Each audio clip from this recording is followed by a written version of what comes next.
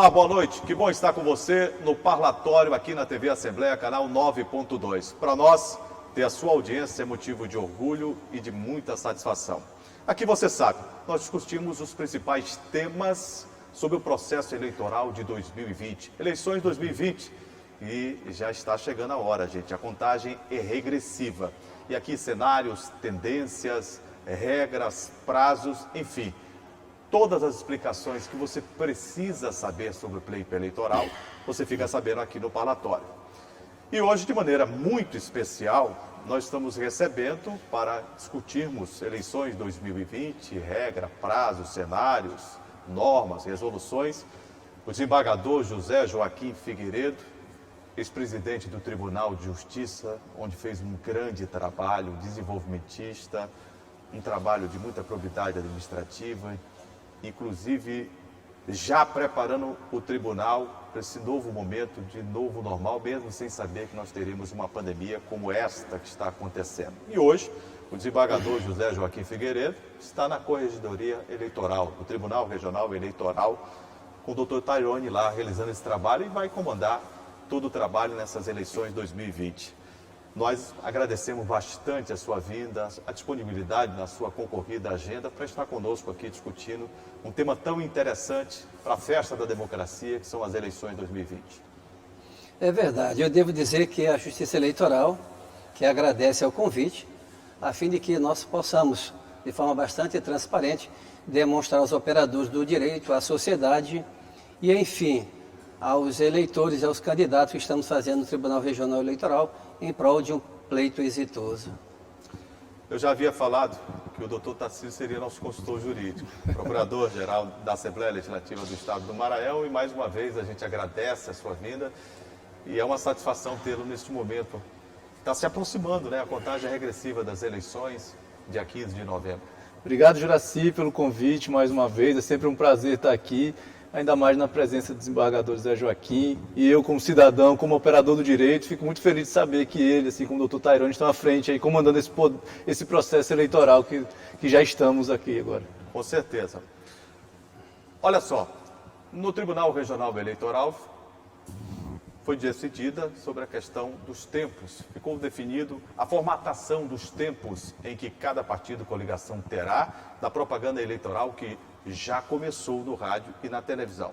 E a gente vai ver agora, aqui na tela do parlatório, como foi essa definição no encontro de mídias com empresas, veículos de comunicação, partidos, sobre a distribuição dos tempos da TV em relação ao rádio e televisão, da propaganda eleitoral para 2020 nas eleições que se aproximam.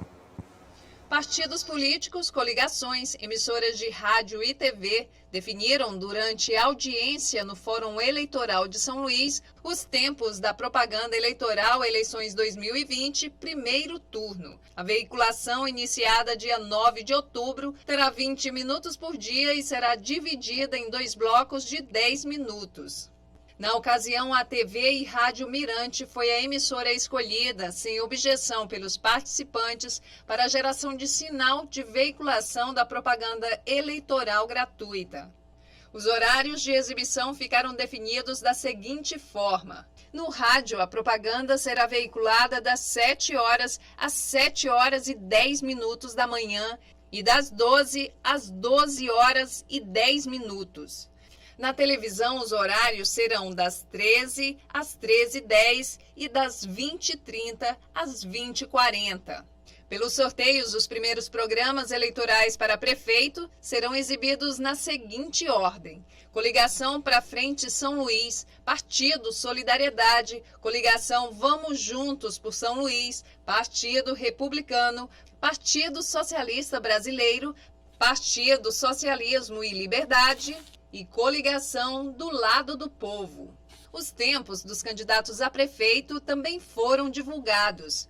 Neto Evangelista terá 2 minutos e 54 segundos. O candidato do PCdoB, Rubem Júnior, terá 2 minutos e 7 segundos. Eduardo Braide terá 1 minuto e 44 segundos de tempo na TV e rádio. Duarte Júnior terá 1 minuto e 33 segundos. Bira do Pindaré terá 42 segundos, Madeira 21 segundos, Franklin Douglas 18 segundos e Glésio Moisés 16 segundos. Os candidatos Geisael Marques, Silvio Antônio e Ertes Dias não terão tempo no programa partidário. A propaganda eleitoral encerra dia 12 de novembro. O juiz eleitoral José Nilo Ribeiro Filho avaliou positivamente o encontro. E essa reunião é exatamente para isso, para a gente estabelecer as regras, reiterar aquilo que a lei estabelece, deixar tudo bastante claro para que a propaganda eleitoral se dê de uma maneira que possa alcançar todos aqueles a que ela se destina. E a avaliação é sempre muito positiva, devido à participação de todos os interessados e aqueles que pretendem e necessitam, de certa forma, participar desse processo. Muito bem. Esta reunião prévia, feita com a mídia, né? Rádio, televisão, as emissoras, inclusive a geração será da Coirmã TV Mirante, né? TV e rádio, já vamos ter uma alteração, né, corregedor, em virtude da desistência, a retirada da candidatura do ex-juiz federal, Dr. Carlos Madeira, por motivos de saúde. Então, o horário da solidariedade, como é que fica essa questão? Nós temos que verificar primeiro a homologação. Após a homologação, o partido terá até 10 dias, uma vez que nós temos mais de 30 dias para o pleito, para que possa fazer a substituição. E não o fazendo, e aí esse tempo será exatamente distribuído entre os partidos, que são 21 segundos.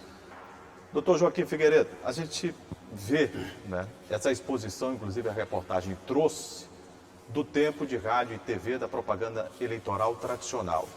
Nós convivemos com o novo normal. A gente abriu um programa, inclusive, falando sobre esse novo normal em virtude da pandemia. O senhor acha que hoje a forma de pautar a sociedade, a forma de informar essa sociedade sobre este ou aquele candidato no pleito eleitoral, ela já havia sofrido uma modificação muito forte em virtude da atuação e a intensidade que tem as redes sociais hoje em qualquer segmento, em qualquer atividade da vida? O exemplo do seu questionamento é a eleição do presidente Jair Bolsonaro, onde ele conseguiu, pela internet, todo um trabalho de mais de 30 milhões de seguidores. Acredito que pelo estado pandemênico que nós estamos a vivenciar, nos dias odiernos, há necessidade de que se refaça, haja uma repaginagem por parte dos políticos. Nós sabemos que a tradição é a carreata, a passeata com o número de eleitores presentes. Isso faz com que respeitemos os nossos protocolos. Eu quero aproveitar a oportunidade deste programa para concitar todos os candidatos e eleitores para que sigam os protocolos do nosso Tribunal Regional Eleitoral, do Governo do Estado, dos municípios e do TSE, onde nós temos implementado exatamente uma campanha no sentido de que usemos a máscara, álcool gel e o distanciamento. É difícil de contornar quando está em uma passeata ou carreata, sim, mas se houver consciência dos candidatos e dos eleitores, tenho certeza que nós poderemos minimizar. Até porque no estado do Maranhão, nós temos tido uma curva bastante decrescente com relação à Covid-19. Agora, repito, a necessidade de que haja exatamente essa consciência de cada um de nós.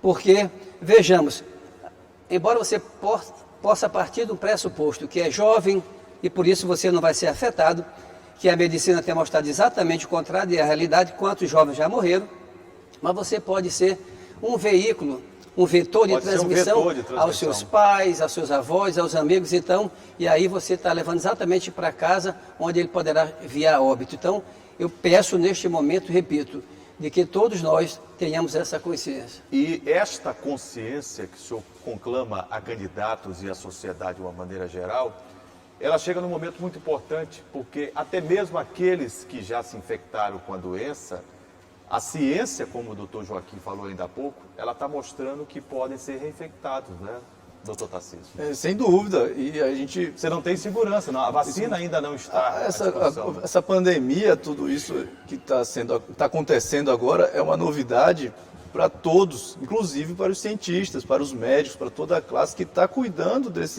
dessas questões da saúde, de saúde pública. Então, para eles também, eles estudam, tanto é que a OMS mesmo, eventualmente, faz um pronunciamento e desfaz posteriormente, e a gente precisa mesmo estar sempre com segurança, de forma que a gente possa caminhar sem que a gente corra tantos perigos. Doutor Joaquim, que mudanças o senhor poderia destacar de mais imprescindíveis a legislação eleitoral traz para esta eleição de 2020? Uma eleição que já está marcada por tudo aquilo que acontece no Brasil e no mundo. O efeito pandêmico, o senhor se referiu ainda há pouco. Com a experiência que o senhor tem como magistrado, como cidadão, que elementos o senhor poderia suscitar nesse instante aqui no parlatório, que o senhor vê como imprescindíveis e como fundamentais para o processo eleitoral que se avizinha e que terá essa modificação e que a sociedade precisa saber? Primeiro, eu diria os protocolos, né? Nós estamos vivendo um momento difícil. Hoje se fala do novo normal. E para isso há necessidade que todos nós se replanejemos.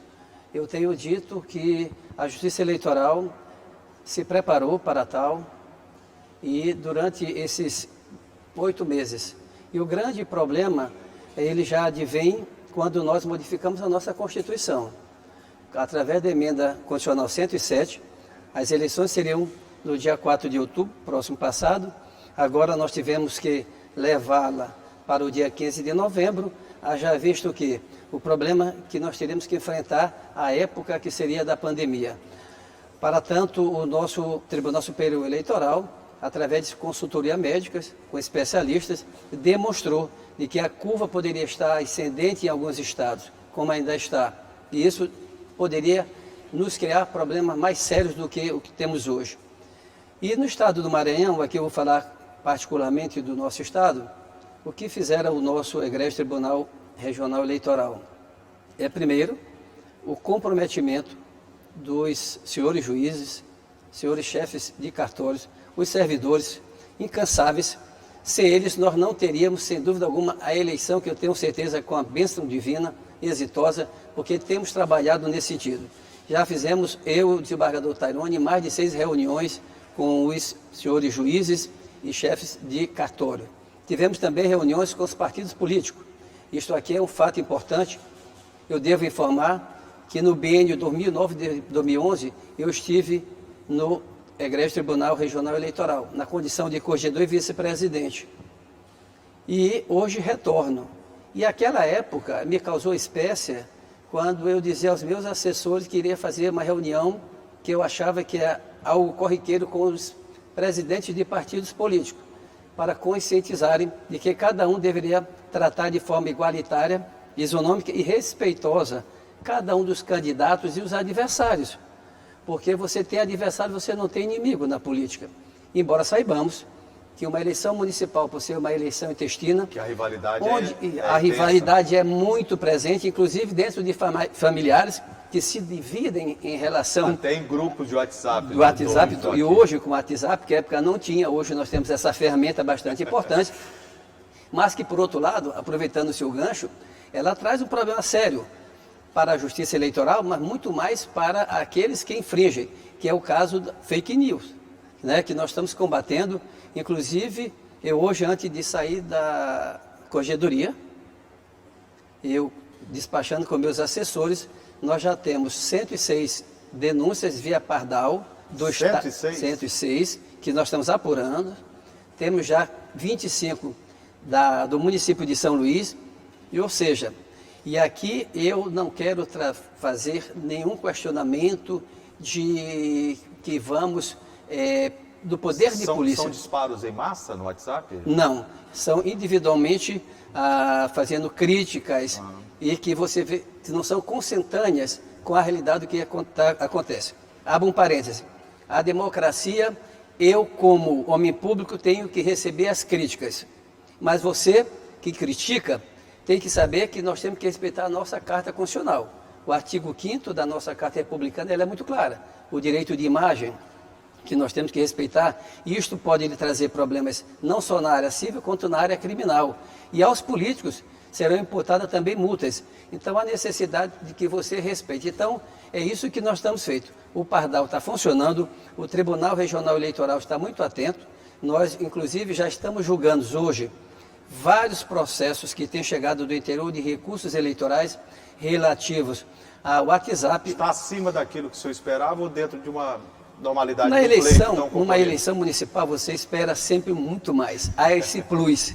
Numa estadual, não. A estadual ela é sempre mais tranquila, mas... São eleições diferentes, né? Diferentes. E pelas razões já aqui expostas, a gente sabe como é que se trata uma eleição municipal. Eu vou Juraci, pedir a indulgência. Eu ou não? queria fazer uma pergunta, Pode se sim. você me permitir. À vontade. Em relação aos mesários, desembargador, como que está essa questão? Porque os mesários são voluntários e o senhor espera que vai ter a grande adesão de sempre? Ou o senhor acha que isso vai ser um dificultador nessas eleições? A sua pergunta é bastante oportuna. E eu acabei de assinar um ofício agora a todos os juízes para que façam uma reunião com todos os nossos mesários, por parte do Tribunal Superior Eleitoral, do nosso regional, do Ministério Público, ou seja, todos nós estamos trabalhando com uma só finalidade, qual seja, dar segurança a todos. Tanto é que nós estamos recebendo 6 carretas com 52 toneladas de EPIs, ou seja... O comandante do Exército, inclusive, esteve aqui falando sobre... Exatamente, eles essa que estão parceria. exatamente que nos cederam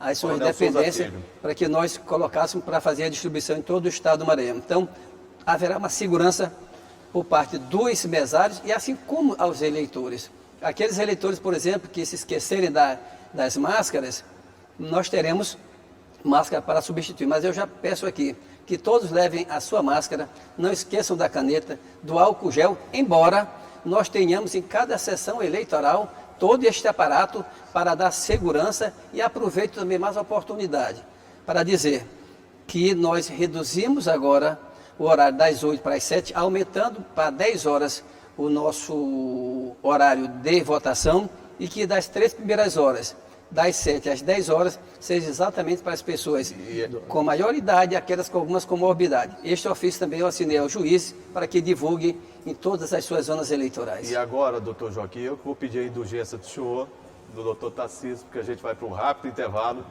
e daqui a pouco a gente volta falando mais sobre eleições 2020 no parlatório aqui na TV Assembleia. Eu volto já.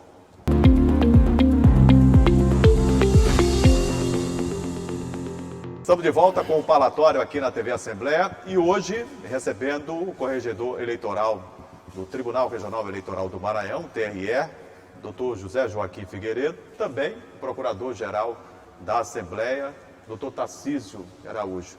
Desembargador, o senhor falou ainda há pouco no primeiro bloco sobre um programa, um aplicativo que é justamente de recebimento de denúncias. Eu gostaria que o senhor desse uma explicação ao telespectador, como é que ele funciona, como é que ele pode ser utilizado. Nesse novo modelo, o TSE este ano implementou um aplicativo que é no celular. Inclusive, eu acabei também de encaminhar ao juiz as novas instruções para que ele possa repassar aos partidos políticos em cada zona eleitoral e você faça a denúncia. No aplicativo anterior, nós tínhamos um link onde você aplicava toda e qualquer denúncia. O link dentro do site. No site do TRE, você terá Tribunal acesso. Regional Eleitoral. Tribunal Regional Eleitoral, onde você terá acesso. E os juízes também vão para cada zona, eu encaminhei já todo um instrumento que vai indicar passo a passo de como fazê-lo. Qual a novidade? Antigamente, na eleição passada de 18 e na 16, você tinha um link onde você fazia qualquer tipo de denúncia.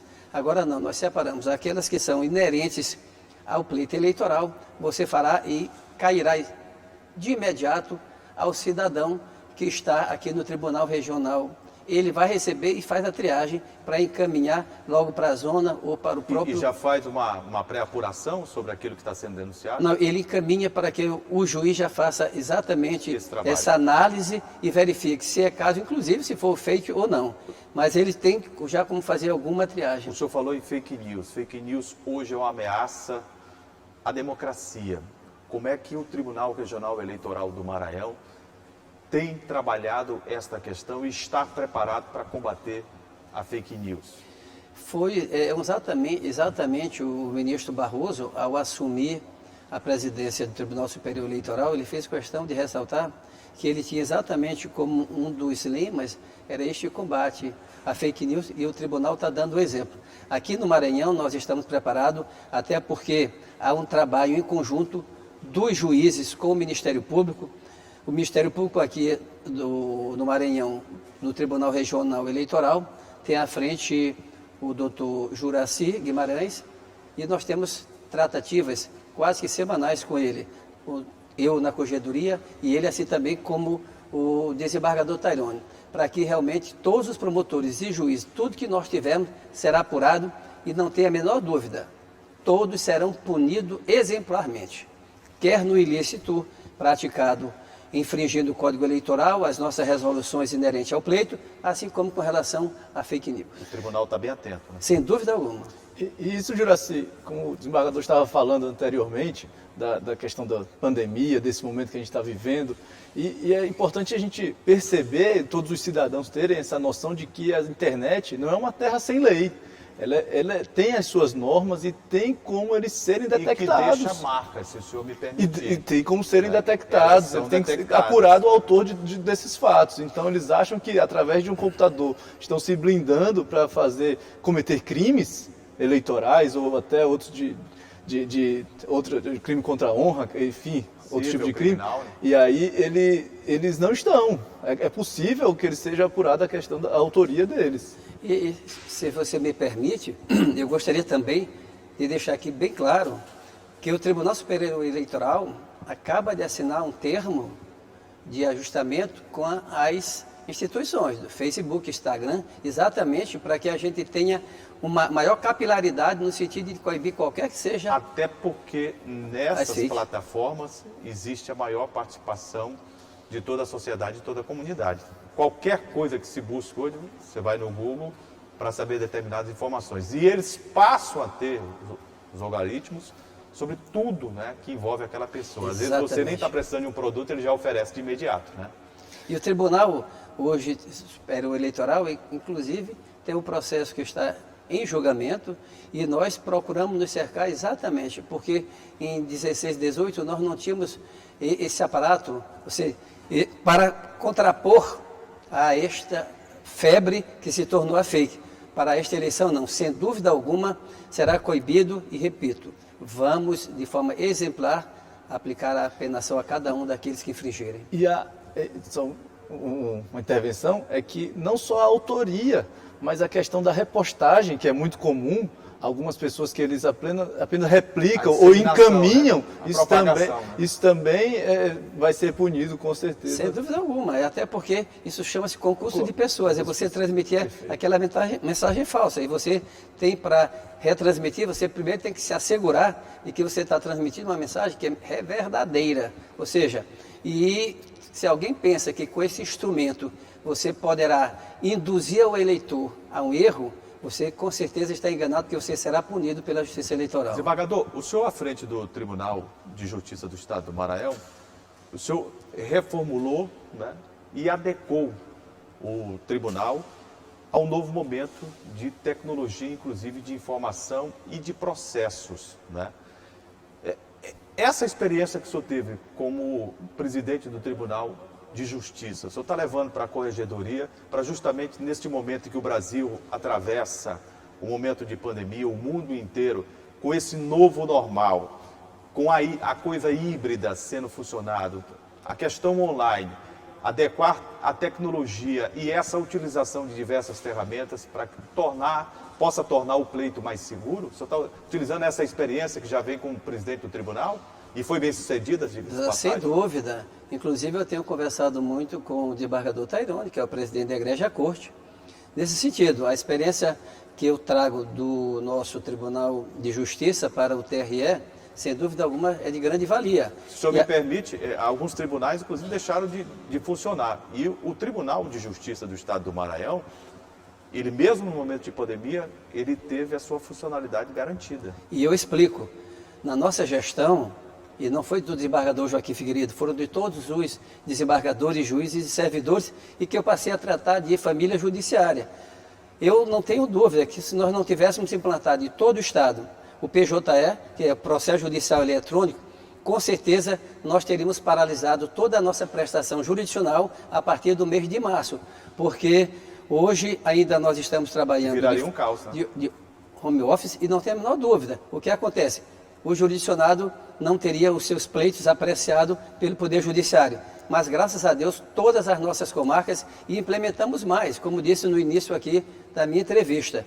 Hoje nós temos não só as sessões por videoconferência, mas também nós temos a virtual. Nesta virtual, são processos que não dependem de discussões maiores, ou seja, que não haverá sustentações orais.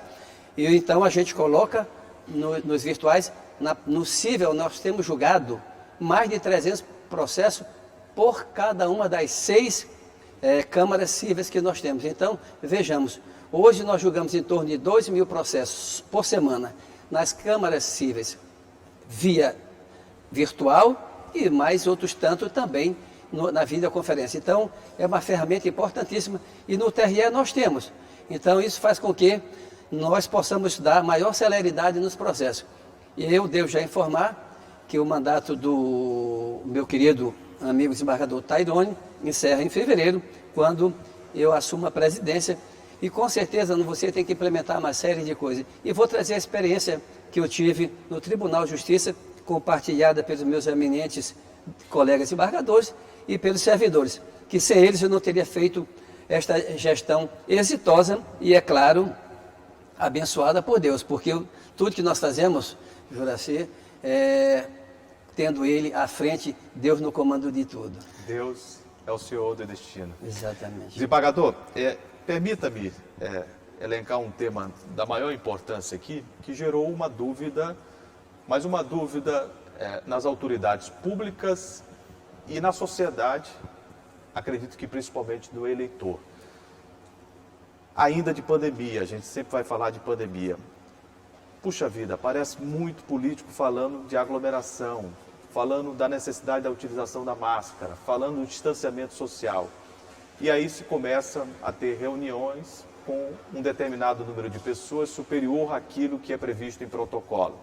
E aí o eleitor fica de olho, mas puxa vida, eles podem? Aí se houve uma discussão macro de quem era a responsabilidade. É do Ministério Público Eleitoral, é do TRE, é da Secretaria de Saúde. Vejo que a Secretaria de Saúde respondeu um parecer. Qual é a responsabilidade, de que forma o Tribunal Regional Eleitoral vê essa questão do cumprimento dos protocolos também durante a campanha eleitoral? Também é oportuna pergunta. Aqui nós devemos dizer que, em face da emenda constitucional 107, em seu artigo 1º, parágrafo 3º, inciso 6º, ela determina, para evitar, e isto foi uma coisa importante, que os legisladores no Congresso fizeram para evitar de que os prefeitos pudessem coibir de que o seu adversário não tivesse palanque diante da pandemia. Então, que nós tenhamos, por parte dos estados, através de sua Secretaria de Saúde, um protocolo. Com este protocolo, cada Tribunal Regional Eleitoral, então, irá disciplinar ou através de portaria ou de resolução. No caso do nosso tribunal, nós já preparamos uma resolução que iremos apresentar para que o tribunal discuta se realmente hoje a gente planta esta resolução ou então através de um TAC, que seria um termo de ajustamento de conduta, onde cada juiz, porque é importante nesta que se diga... E quem seriam os atores a assinar esse TAC? Os representantes de partidos políticos, cada candidato por seus partidos, onde iriam se responsabilizar. Então, isto deve ser com certeza na próxima semana, a partir de terça-feira, nós iremos discutir essa matéria no nosso pleno e iremos decidir se será através de resolução ou através de um TAC. E é importante dizer que esta eleição, quem é o preponderante não é o Tribunal Regional Eleitoral, não são nós, membros do tribunal, e sim cada juiz na sua zona. Ele é que vai decidir, nós seremos um órgão revisor dos recursos que advirão daquela zona eleitoral. Então é importante de que a gente decida, encaminhe aos juízes, e aí cabe a cada um dos políticos, cada um presidente de partido político ter essa consciência. E acima de tudo... E assumir responsabilidade. Né, exatamente. E cabe também ao eleitor Porque eu, se sou eleitor de determinado município e vejo aquele candidato, aquela aglomeração, sem respeitar, ele já não está cumprindo, então ele já não teria mais o meu voto. Mas aí você perguntaria, sim, desembargador, mas se o outro está fazendo, cadê o princípio isonômico da equidade? É verdade, então por isso que a necessidade que você sente, converse, não vamos usar o poder de polícia no sentido de coibir. Claro que é o momento da democracia, é aquele momento que todos nós estamos vivenciando, eu quero ouvir o que cada candidato diz, para que eu possa, de forma tranquila, aquilatar em quem eu possa votar, quais são as suas propostas. Mas você tem vários meios, você tem live, você hoje aproveita a visita de casa em casa, seria importante que cada candidato fizesse, e evitar essa aglomeração. E até porque, independentemente de um protocolo, eu quero deixar bem claro que o artigo 268 do Código Penal, ele é muito claro. Aquele que dissemina, que seria ele, não trazendo, mas com essas reuniões, ele estava a propagar. Então, todos aqueles que são copartícipes, candidatos e representantes de partido político, vão responder civil e criminalmente, não tem a menor dúvida. E aqueles que apenas são coparticipantes, aplica-se a eles o artigo 29 do nosso Código Penal, que diz que é o concurso de pessoas. Então, ninguém está isento de apenação, quer civil, quer criminal. Doutor José Joaquim Figueiredo, é inevitável se pensar e se conjecturar uma situação tendo em vista o modelo híbrido, o online, o sistema que está sendo praticado no mundo inteiro através das redes sociais, de computadores, com o uso da internet, sobre a votação online. Esse objeto, inclusive, eu participei outro dia de uma discussão, por sinal, muito salutar, sobre essa possibilidade. O senhor que é um adepto da tecnologia, o senhor que já se mostrou não só como magistrado, mas como gestor, um praticante dessa pós-modernidade também. O senhor vê essa possibilidade, em breve, da gente alcançar uma votação online, por exemplo? Eu vejo que, claro, talvez daqui a uns 5, 10 anos tenhamos, mas acho que há necessidade por parte da Justiça Eleitoral que a gente se cerque. Eu vou dar só um exemplo. Quando nós, em 96, e eu, graças a Deus, já estava na Justiça Eleitoral e fui co-partícipe desse lançamento da urna eletrônica. A urna eletrônica, ela é fantástica. Segura? Muito segura. Mas, com relação à votação online, eu teria algum cuidado por parte daqueles que vão manipular. Você teria receio? Não receio, mas nós deveríamos ter ferramentas que pudéssemos coibir. Hoje nós não a temos, porque veja, através da urna, você não tem acesso a ela nada. Ela é colocada mas numa... o TSE já nessas eleições vai testar em Vai três... testar, mas você vai ver os problemas que nós teremos. Hoje nós temos apenas você ligando em uma tomada. Eu não sei se você sabe, mas todo ano e no ano eleitoral, nós fazemos um teste nacional com hacks, pessoas que têm conhecimento percussiente. Sei disso, minudente. Inclusive foi chamado um bambambam do Banco que ele do Brasil, pudesse então, intervir e ele não conseguiu. Não conseguiu, mas chegou a 2 números, chegou a 3 números, então ela é muito segura. Nessa transmissão online, você tiver um hack com alguma experiência, vamos dar um exemplo aqui. Se dizer que o Pentágono talvez fosse o instituto mais seguro do mundo. Um hack conseguiu adentrar, invadir. Mas como ele fez? Porque estudos onde ele encontrou facilidade. Por quê?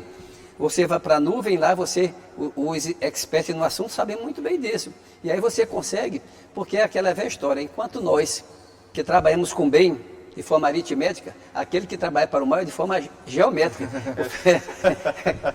É verdade. Então, se multiplica rápido. Se multiplica rapidamente. Então, este seria exatamente, talvez, eu não tenho dúvida de que ele virá, mas digo que nós precisaríamos ter esse trabalho de retaguarda para poder combater exatamente a essas pessoas com esses malefícios. E tanto é que a nossa urna eletrônica hoje ela é muito questionada, mas não existe. Quando eu disser que você teve 10 votos, diferentemente daquela época que eu também fui, que eu sou juiz com mais de 3 décadas, que nós da urna de lona. De lona, e que nós conferimos voto a voto, passávamos uma semana inteira conferindo votos. No Castelão se passava tempo. No Castelão. Então, isso é importante. É você vivenciando a cada dia. Mas acho que pela tecnologia nós teremos, e hoje vale talvez... a pena estudar. E eu digo até que seria bastante oportuno se nós tivéssemos para este momento que nós estamos vivendo de pandemia, porque eu não precisaria sair da minha casa, não é? Então, no smartphone, você você evitaria esse contágio, com certeza nós teremos e que se pensa muito e se discute, é se nós teremos uma grande evasão. Acho que não.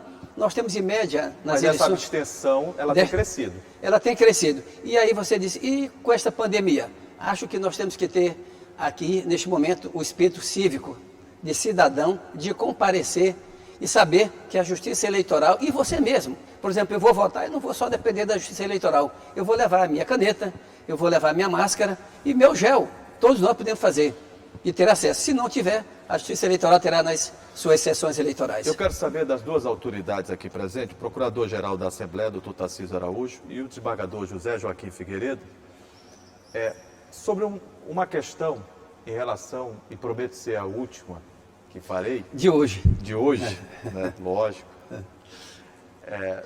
Em relação à preocupação que se tem da compra de votos. Ainda é uma realidade. Eu sei que a Justiça Eleitoral tem aprimorado as suas ferramentas de combate, tem exercido o seu papel jurisdicional, mas a população ainda se depara com muita coisa que precisa ser corrigida. E aí eu deixo esse questionamento último para os dois. Começo pelo doutor José Joaquim Figueiredo. De que modo o senhor imagina coibir essa prática e de que modo o senhor chamaria a atenção do eleitor para que não caia nesse conto, porque vai comprometer a sua vida, as gerações que surgirão pela frente e a sociedade se contamina como um todo, porque a corrupção, indiretamente, ela mata também. É verdade. Eu diria que esta ferramenta, quem tem é o eleitor. Se o eleitor deixar de pedir, porque é sempre um crime bilateral, a corrupção, é você pedindo e eu dando, né? E transformar a oração de São Francisco, que é dando que se recebe, e hoje você faz exatamente isso. Se o eleitor se negar, quando você chegar com uma proposta dessa, porque senão vejamos, se eu compro um voto, eu não tenho nenhum compromisso depois com o meu município, com o seu povoado.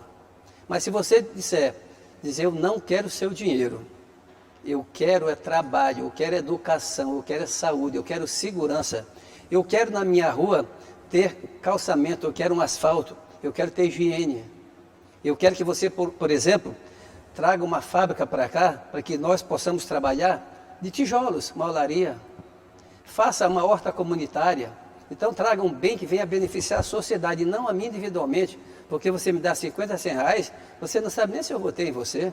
Eu vou pegar os 50 seu, 50 de mais de um e não voto em outro. Então é preciso que essa consciência do eleitor e do candidato. Mas infelizmente isto é um problema que tem aflorado no Brasil, não é só no estado do Maranhão. Infelizmente naqueles municípios, e eu que sou caboclo da Baixada, gosto de dizer da minha querida São João Batista, lá em São João Batista e nas demais cidades, mas eu vou falar da Baixada Ocidental, qualquer pessoa pobre, de família pobre, que foi o meu caso, que vim, estudei, e com a graça divina, e venceu. Nós estamos vencendo, tem um irmão também que é desembargador, e através do estudo, e meus pais diziam, é com isto que será a sua arma futura. Então, o que é que nós fazemos hoje?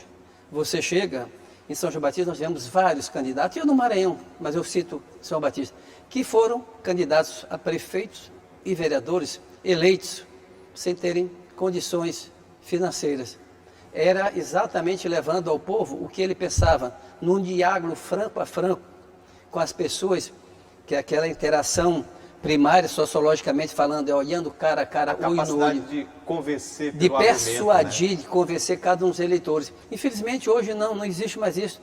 É no Maranhão, é no Nordeste, é no Sul, é em São Paulo, no Rio de Janeiro, ou seja, essa compra, A tanto imposição econômica, né? que O até abuso. hoje, ontem mesmo eu lia o Tribunal Superior Eleitoral caçando os 2 deputados da Assembleia do Estado da Bahia por abuso de poder econômico, ou seja, a compra de votos. Aqui no Maranhão nós tivemos um caso, inclusive, né, a nível de eleição majoritária para governador e outros casos que tivemos. Então a necessidade de que essa consciência seja dos partidos políticos, dos candidatos e do próprio eleitor. Essa é a mensagem que eu digo. Eleitor, não venda seu voto. Você está vendendo a sua consciência. A necessidade que você, inclusive, seja um propulsor de trazer para a Justiça Eleitoral, para o Ministério Público, de que alguém está tentando comprar o seu voto, a sua consciência. Não aceite. Vote naquele que você acha que é melhor para o seu município, para o seu estado. Doutor Tarcísio, o senhor pensa na mesma linha? Só para complementar o que o desembargador falou, além da questão da consciência do eleitor, entrar também a questão das ferramentas que a gente tem hoje, né, para coibir. Acho que é esse acesso fácil à informação, a essa grande quantidade de pessoas com acesso a uma internet, ao celular, que eles podem, inclusive, inibir que os seus que os candidatos cometam esse tipo de crime, com as filmagens, com os registros, para que isso possa servir de prova no futuro processo. Acho que tudo que o desembargador falou aí, só posso subscrever. Então o recado está dado, não venda o seu voto, não venda a sua consciência, acima de tudo. Nós todos somos responsáveis pelo amanhã do nosso município, e tudo acontece no município. Nós somos responsáveis. Doutor José Joaquim Figueiredo, corregedor eleitoral do Tribunal Regional Eleitoral do Maranhão, muitíssimo obrigado por ter vindo aqui. Eu sei que o senhor está em meio a uma correria muito grande, muitas reuniões. Aliás, o TRE aqui tem feito reuniões, né, diárias com diversos segmentos, atores, inclusive, desse processo eleitoral, para que tudo dê certo. E nós, da TV Assembleia, nós, enquanto sociedade, torcemos e acompanhamos para que tudo dê certo e que seja realmente uma festa da democracia. E desde já parabenizamos o esforço que os senhores têm feito para que este pleito transcorra com absoluta normalidade num período de anormalidade, me permita, que o Brasil e o mundo vivem.